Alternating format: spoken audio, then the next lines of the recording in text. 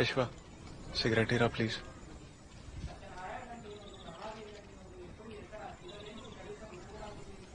రేతింగ్ పీక్ రాతింగ్ పీక్. అరే అది అట్లా రాదరా, 2 నిమిషాలు నీళ్ళలో నానబెడితే వస్తుంది.